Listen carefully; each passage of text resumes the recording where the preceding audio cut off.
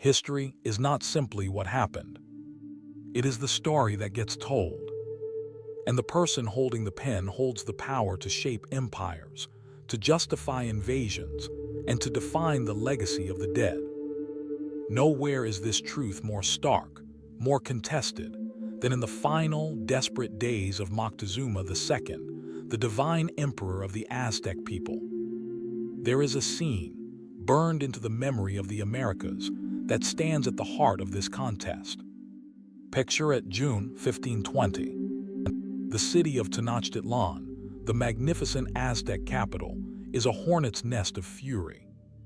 Just days before, in the absence of their leader Hernán Cortés, Spanish soldiers had massacred the Aztec nobility as they danced unarmed in a sacred festival.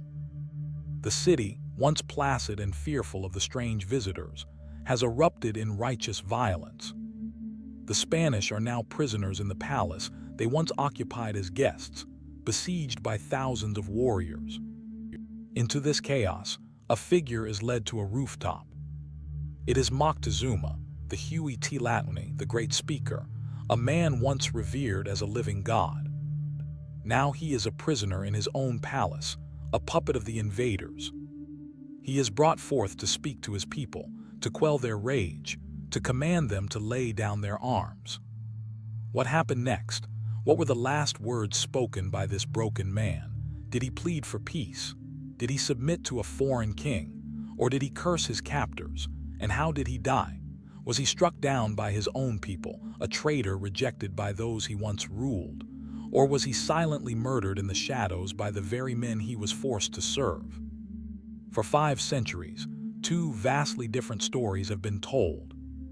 One is a story of Aztec prophecy fulfilled, of a willing, almost peaceful transfer of power.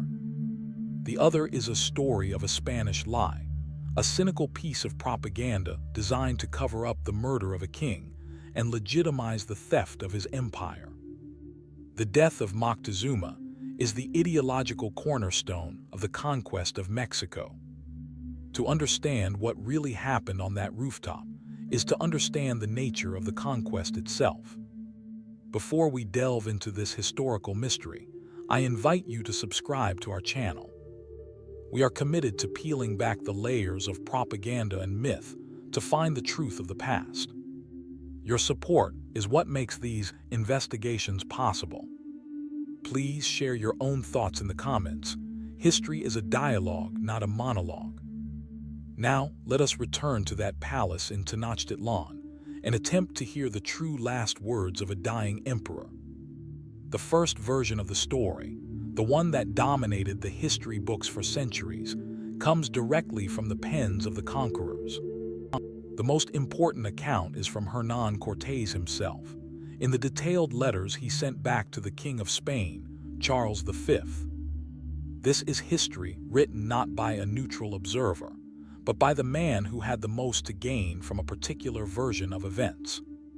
His narrative is supported and expanded upon by his loyal soldier, Bernal Diaz del Castillo, who wrote his own famous chronicle decades later. In their telling, Moctezuma is a tragic, fatalistic figure from the very beginning. He is portrayed as a man paralyzed by superstition, convinced that Cortés was the reincarnation of the god Quetzalcoatl, returning from the east to reclaim his ancient throne, just as an Aztec prophecy had foretold. According to Cortés, when they first met, Moctezuma delivered a speech of stunning submission. He allegedly said, "We have always held that those who are descended from him, Quetzalcoatl, would come and conquer this land and take us as his vassals. And because of the direction from which you have come, which is from where the sun rises, we believe and are certain that he is our natural Lord." This is the foundational moment of the Spanish narrative. It reframes the entire conquest. It is not an invasion. It is a legitimate, prophesied, and welcome transfer of sovereignty. Cortés is not a conqueror. He is a rightful heir, and Moctezuma is simply the steward who is handing back the keys to the kingdom. This theme of willing submission continues to the very end. In the Spanish version of the rooftop scene, Cortés persuades the captive Moctezuma to address his people, believing they still revere him. Moctezuma agrees, and from the battlements he pleads with the Aztec warriors. He tells them the Spanish will leave the city if they are given safe passage. He begs them to stop fighting, assuring them that he is not a prisoner but a guest of the Spaniards, and that they mean no harm. But his people are no longer listening. They have seen the massacre. They have seen their emperor held captive. They see him now as a coward and a traitor. Shouts of "woman" and "whore of the Spaniards" fill the air. Then the attack begins. A storm of stones and arrows is unleashed upon the rooftop. The Spanish soldiers try to protect Moctezuma with their shields, but it is too late. He is struck by 3 stones, one on the head, one on the arm, and one on the leg. Gravely wounded, he is carried back inside. Here, in the final act of the tragedy, Moctezuma's submission is complete. He refuses all food and medical treatment, wishing only for death. He has been rejected by his gods and his people. According to the Spanish, his final act is to summon Cortés to his bedside. Weeping, he entrusts his own beloved children into Cortés's care, begging the Spaniard to raise them and ensure they receive their rightful inheritance. Then he dies.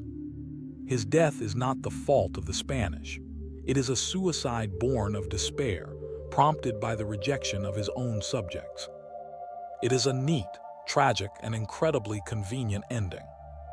This version of the story is a masterpiece of political propaganda.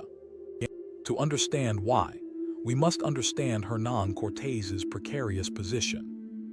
He was not on a sanctioned mission of conquest. He was, in fact, a rebel. He had been sent by the governor of Cuba, Diego Velázquez, on a mission of exploration, but Cortés had defied his orders and set out to conquer Mexico for himself. Legally, he was a mutineer. Everything he did was illegal. His letters to King Charles V were his desperate attempt to retroactively legalize his actions. He needed to prove to the king that he was not a rogue adventurer, but a loyal servant of the crown who had, through diplomacy and divine providence, secured a vast new empire for Spain. The story of Moctezuma's willing abdication was his legal and moral trump card. If the rightful ruler of the land had voluntarily submitted himself and his kingdom to Spanish rule, then Cortés was not an invader. He was simply accepting a gift on behalf of his king. The entire conquest was transformed from a bloody act of aggression into a legitimate political transition. The narrative of Moctezuma's death by the hands of his own people served an equally important purpose. It absolved the Spanish of the murder of a monarch, a grave sin, and a political catastrophe. It painted the Aztecs as an unruly, savage mob who would even kill their own king, further justifying the Spanish need to impose Christian order upon them. And Moctezuma's final, tearful plea for Cortés to care for his children was the ultimate seal of approval, a symbolic passing of the torch of fatherhood and authority from the old ruler to the new. Every detail in the Spanish account is perfectly calibrated to serve Cortés's interests. It is a story designed not to record what happened, but to create a version of what happened that would be most useful to him thousands of miles away in the court of Spain. It is a brilliant lie, cloaked in the language of prophecy and tragedy. But it is not the only story that was told. Let us now turn to the other version of the story, the one told by the vanquished. This account does not come from a single, neat source like Cortés's letters. It is pieced together from a collection of indigenous testimonies, many of them recorded decades after the conquest by Spanish friars like Bernardino de Sahagún, who interviewed the Aztec elders who had survived the apocalypse. The most important of these is the Florentine Codex, a monumental work of ethnography that presents the conquest from the Aztec point of view.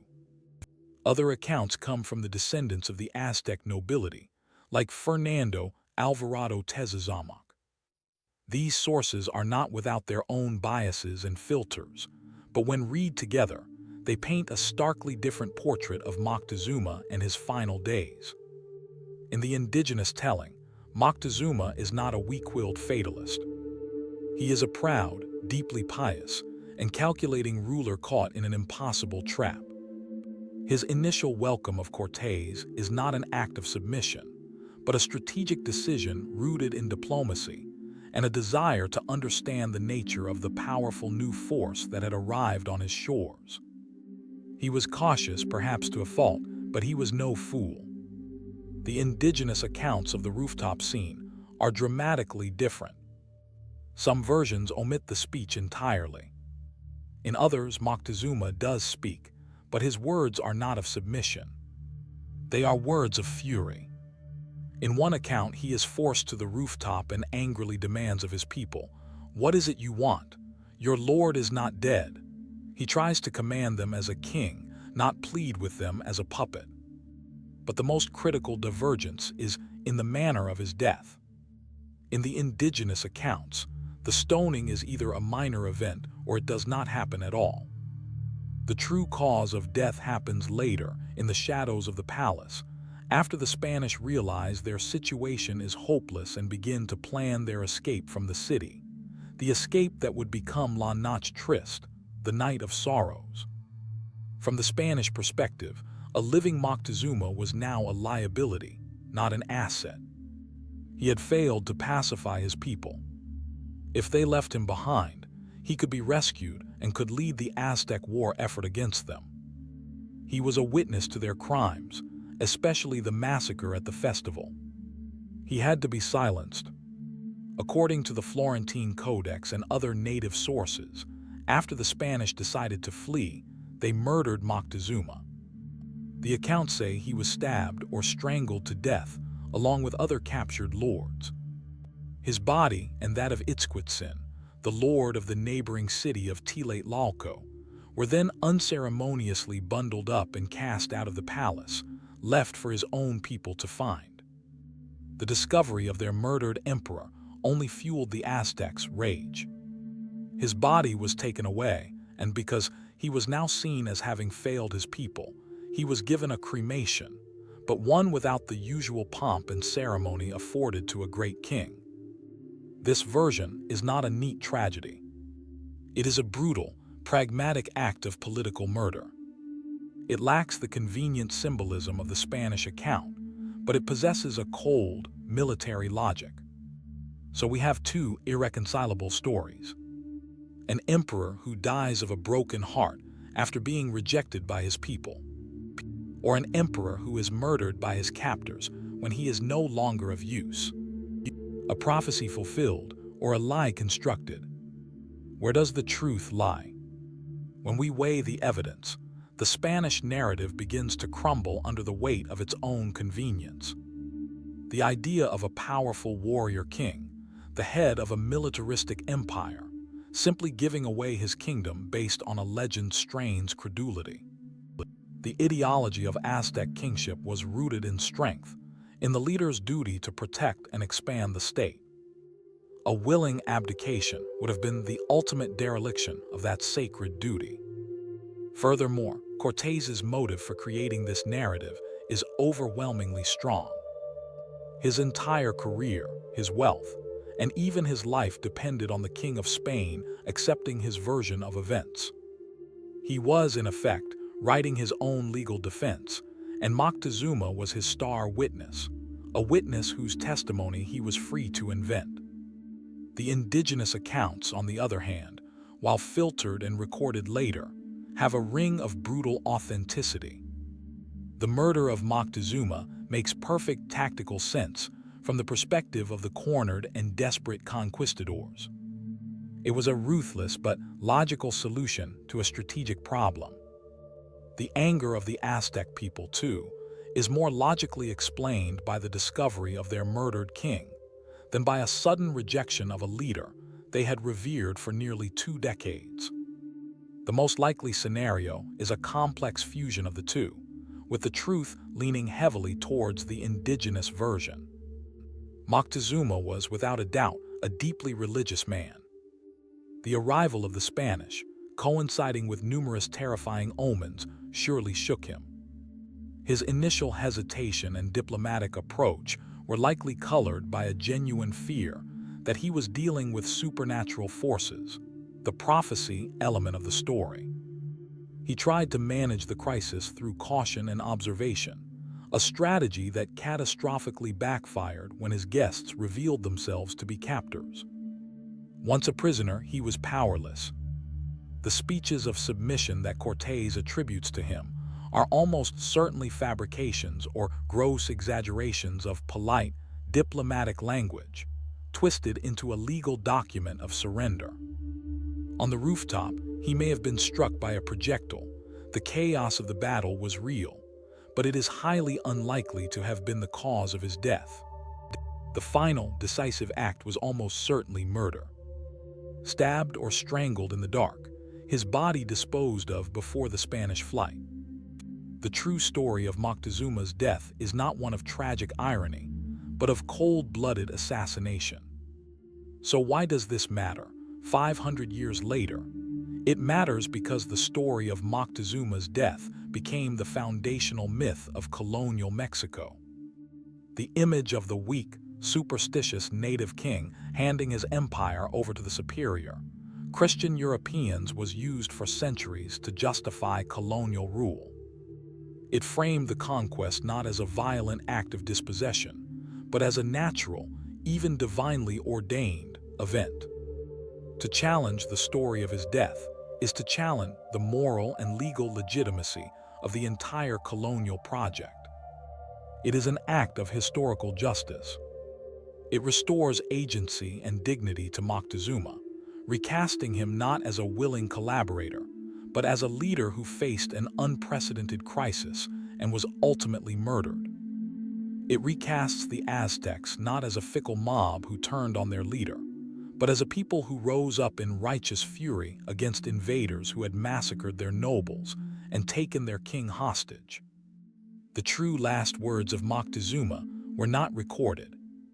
They were likely spoken in Nahuatl in the darkness of his prison and heard only by his assassins. They are lost to us forever. But by dismantling the lie that was constructed around his death, we can get closer to his truth. His real legacy is not one of submission. It is that of a king who ruled one of the world's great empires, who was confronted by a force beyond his comprehension, and who became the first and most symbolic victim of a world-changing collision. His silence speaks louder than any words the Spaniards could ever have invented for him. Thank you for joining this investigation into one of history's most consequential deaths. If you believe, as we do, that questioning the official story is crucial to understanding the past, please support our work by liking and subscribing. And let us know your thoughts. What does the story of Moctezuma's death tell us about how history is written and by whom? Until next time, remember that the past is never a closed book. There is always another page to turn.